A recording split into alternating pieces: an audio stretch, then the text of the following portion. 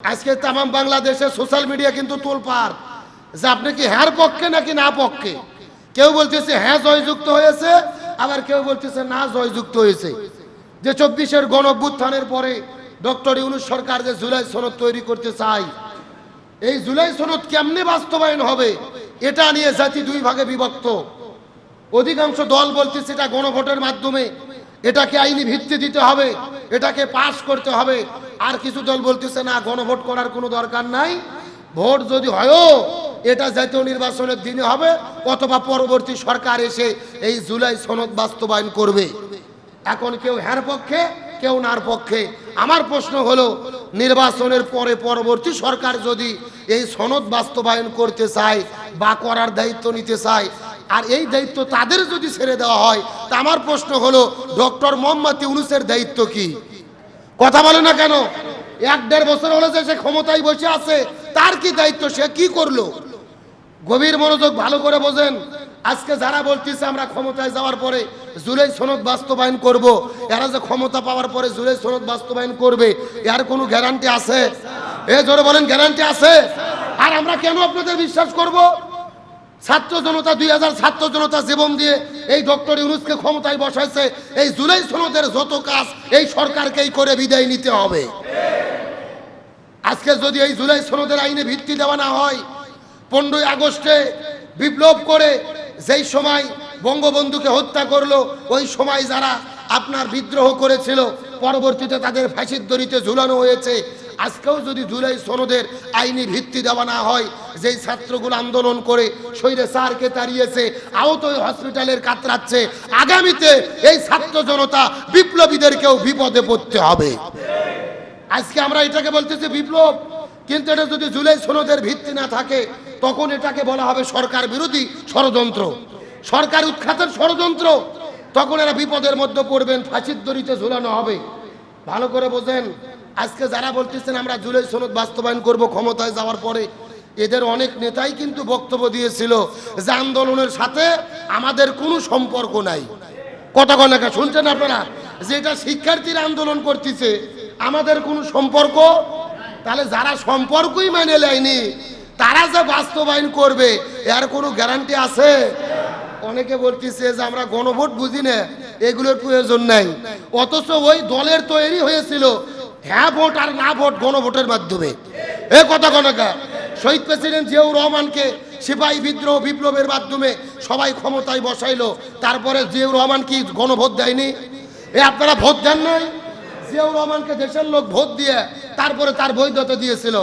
যেই দলের জন্মই হলো গণভোট দিয়ে, এখন আবার তারা গণভোট বুঝতেছে না। কি বুঝলেন? ভালো করে বোঝেন। দলীয় স্বার্থ বাদ দেন। এই বিপ্লবকে সঠিক রাখতে গেলে, ছাত্রদের নিরাপদে রাখতে গেলে এই জুলাই বিপ্লব জুলাই সনদের কার্যকরিতা করার কোনো বিকল্প নেই।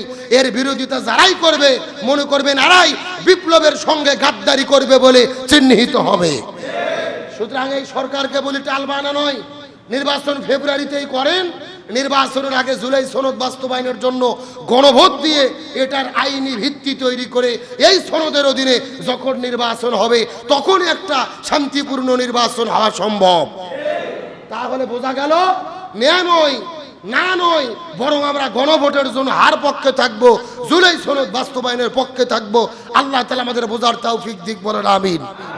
কিন্তু ফেরেশতারা আল্লাহকে ভোট দিল হ্যার পক্ষে না নার পক্ষে? আরো জোরে বলেন। কিন্তু আল্লাহ বলতেছে তোমাদের না আমি মানবো না।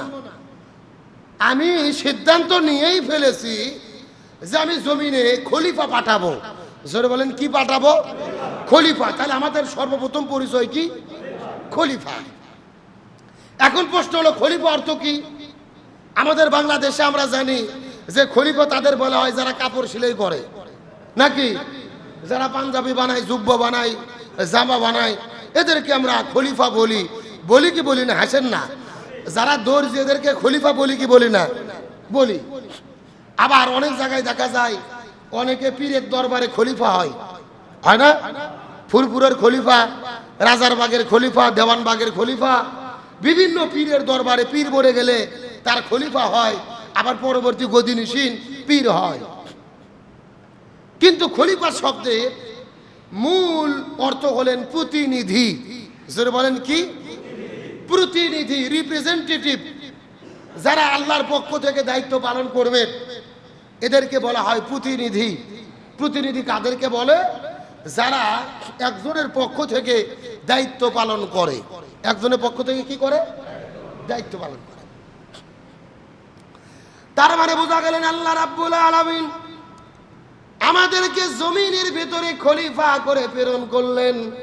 খলিফা মানে কি একটা উদাহরণ দিলে আপনারা বুঝতে পারবেন। মনে করেন বাংলাদেশের প্রধানমন্ত্রী 5 জন মানুষকে লন্ডনের মধ্যে পাঠাইছে 10টা জায়গায় 10টা কাজ করার জন্য। চিৎকার করে বলেন মানুষ কয়টা? আরো জোরে বলেন।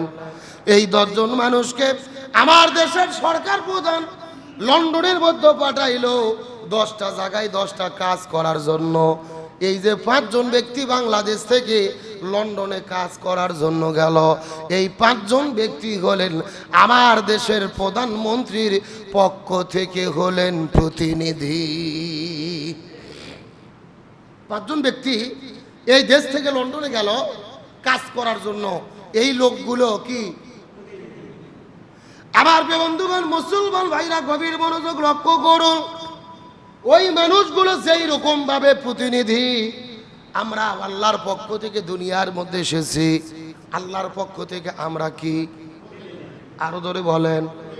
আমার দেশের সরকার ডক্টর মোহাম্মদ ইউনূস 5 জন ব্যক্তিকে লন্ডনের মধ্যে পাঠাইলো 10টা জায়গায় 10টা কাজ করার জন্য।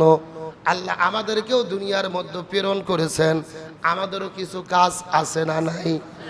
আমাদের কাজটা কি? আল্লাহ তাআলা কোরআনুল কারীমের মধ্যে বলেন, ইন্না আনজালনা ইলাইকাল কিতাবা বিল হাক্কি লিতাহকুমা বাইনান নাসি বিমা আরাকাল্লাহ ওয়ালা তাকুনিল খাইনিনা খসিমা। সূরা নিসা 5 নম্বর পারার 14 নম্বর পৃষ্ঠার 14 নম্বর লাইন 16 নম্বর উপর 105 নম্বর আয়াতে কারিমা। তাফসীর ইবনে কাসিরের মধ্য থেকে বলতেছি, আমার আল্লাহ তাআলা বলেন, ইন্না নিশ্চয় আনজালনা আমি অবতীর্ণ করেছি ইলাইকা মানুষের প্রতি কিতাব। হে রাসূল আপনার প্রতি এই জমিনের মধ্যে আমি কিতাব নাজিল করেছি বিল হাক্কি সত্য সহকারে লিতাহকুমা বাইনান নাস যাতে করে মানুষের ভেতরে এই কোরআন দিয়ে আপনি সমস্যার সমাধান করতে পারেন। তার মানে বোঝা গেল আমার আল্লাহ জমিনের ভেতরে আমাদেরকে খলিফা করে প্রেরণ করেছেন। আমাদের মূল দায়িত্ব হলো এই কোরআন দিয়ে আমাদের ব্যক্তি জীবন, পরিবার, সমাজ এবং রাষ্ট্র পরিচালনা করা। খলিফা হিসেবে আমাদের দায়িত্ব হলো এই কোরআন দিয়ে আমাদের পুরো জীবন চলবে। ব্যক্তি, পরিবার, সমাজ, রাষ্ট্র, রান্নাঘর থেকে শুরু করে সংসদ পর্যন্ত সকল জায়গায় কিসের বিধান মানতে হবে?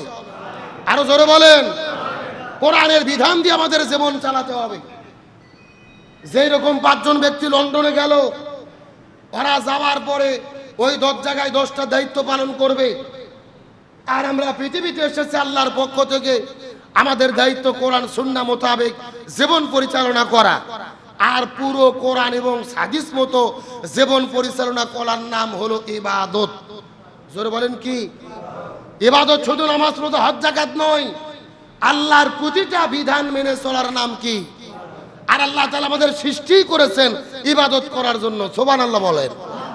আমার আল্লাহ রাব্বুল আলামিন পবিত্র কোরআনুল কারীমের ভেতরে কত চমৎকার করে বলেন আল্লাহ রাব্বুল আলামিনের ঘোষণা, ওয়ামা খালাকুতুল জিন্না ওয়াল ইনসা ইল্লা লিয়াবুদুন।